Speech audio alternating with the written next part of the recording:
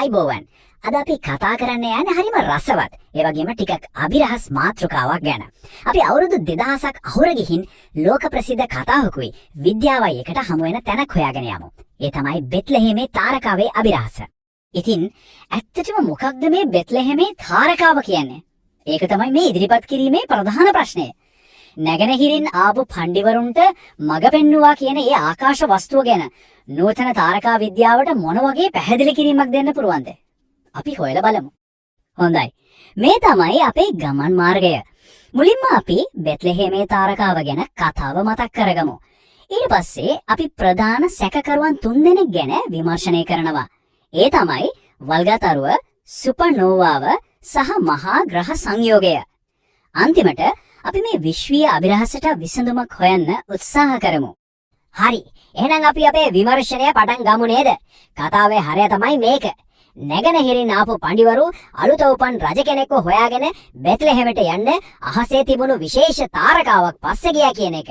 මේක සියවස් ගාණක් පුරා මිනිස්සුන්ගේ කුතුහලය ඇවිස්සුව කතාවක්.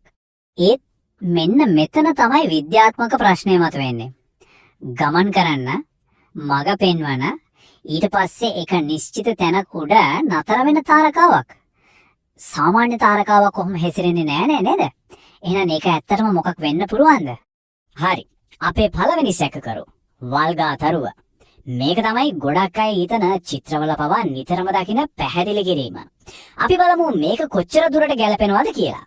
සරලවම කිව්වොත් වල්ගතරුවක් කියන්නේ අයිස් වලින් හැදුණු ආකාශ වස්තුවක්. ඉරට ලං වෙනකොට ඒකෙන් දීප්තිමත් වල්ගයක් හැදෙනවා. ඒ වගේම අහස හරහා ගමන් කරනවා වගේ පේනවා. අන්න ඒ චලනය වෙන ගතිය නිසා තමයි මේක හොඳ අපේක්ෂකෙක් වෙන්නේ. හොඳයි. මේකට පක්ෂව තර්ක තියෙනවා. එකක් තමයි ඒක අහසේ ගමන් කරනවා පේන එක. ඒ වගේම හැලීගේ ධූමකේතුව ක්‍රිස්තු පූර්ව 12 දී විතර පෙනලා තියෙනවා. ඒත් ලොකු ප්‍රශ්නයක්කුත් තියෙනවා. ඒ කාලේ සංස්කෘතීන් වල වල්ගතරුවක් දැක්කේ අසුබ ලකුණක් විදිහට. යුද්ධ, ලෙඩ රෝග වගේ දේවල් එක තමයි ඒක සම්බන්ධ වුණේ. ඉතින් රජ කෙනෙක්ගේ උපත වගේ සුබ දෙයක් සනිටුවන් කරන්න අසුබ ලකුණක් යොදා ගනීවිද? ඒක ටිකක් සැකයි. හරි. වල්ගතරුව එච්චර ගැලපෙන්නේ නැත්නම් අපි යමු අපේ දෙවනි සැකකරු ළඟට. මේක ඊට වඩා ගොඩක් නාටකාකාරී දෙයක්. ඒ තමයි සුපර්නෝවාවක්. වෙන විදිහට කිව්වොත් තාරකාවක මහා පිපිරීමක්. සුපර්නෝවාවක් කියන්නේ ඇත්තටම මිය යන තාරකාවක දැවැන්ත පිපිරීමක්. හිතන්නකෝ ඒකෙන් අහසේ ඇතිවෙන ආලෝකය කොච්චර දීප්තිමත්ද කියනවනම් සති ගාණක් යනකල් සමහර වෙලාවට දවල්ටත් පේන්න පුළුවන්. මේ න්‍යායට පක්ෂව හරිම වැදගත් ඓතිහාසික සාක්ෂියක් තියෙනවා. ක්‍රිස්තු පූර්ව 5 දී විතර පුරාණ චීන තාරකා විද්‍යාඥයෝ සඳහන් කරලා තියෙනවා අහසේ ආගන්තුක තාරකාවක් පෙනෙන්නට තිබුණා කියලා. මේක අලුතින් පහළ වුණු සුපර්නෝවාවක් වෙන්න හොඳටම ඉඩ තියෙනවා. හොඳයි. දැන් අපි එන්නේ නූතන විද්‍යාඥයින් අතරේ ගොඩක්ම පිළිගැනෙන න්‍යායට. මේ න්‍යාය කියන්නේ ඒක එක තාරකාවක් නෙවෙයි කියලයි. ඒක ඊට වඩා සංකීර්ණ දෙයක්. මේක ටිකක් පැහැදිලි කරන්න. ග්‍රහලෝක සංයෝගයක් කියන්නේ අපි පෘථිවියේ ඉඳන් බලනකොට ග්‍රහලෝක දෙකක් හරි ඊට වැඩියෙන් හරි අහසේ එක ළඟටම ඇවිත් වගේ පේන එකට. සමහර වෙලාවට ඒවා කොච්චර ලං වෙනවද කියනවනම් එකම මහ දීප්තිමත් තාරකාවක් වගේ පේනවා. මෙන්න මේක තමයි මේ න්‍යායේ වැදගත්ම කොටස. ක්‍රිස්තු පූර්ව 7 දී බ්‍රහස්පති සහ සිනිසුරු ග්‍රහලෝක දෙක අතරේ හරිම දුර්ලභ සිදුවීමක් වුණා.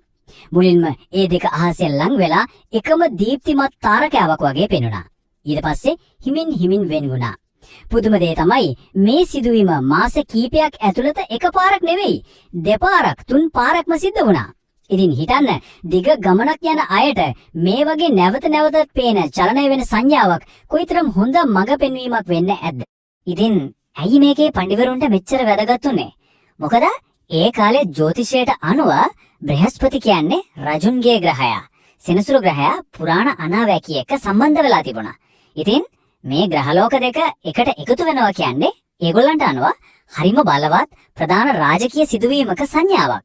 හරි, දැන් අපි අපේ සැකකරුවෝ 3 දෙනා ගැනම විස්තර දාන්නවා. එහෙනම් අපි මේ සාක්ෂි ටික කිරලා මැනලා බලමු කවුද මේ අභිරහසට හොඳම විසඳුම කියලා. අපි මේ වගුව දිහා බැලුවොත් අපිට පැහැදිලි චිත්‍රයක් මවා ගන්න පුළුවන්. වල්ගතරුව ගත්තොත් ඒක චලනය වුණාට අසුබ ලකුණක් වීම ලොකු ප්‍රශ්නයක්.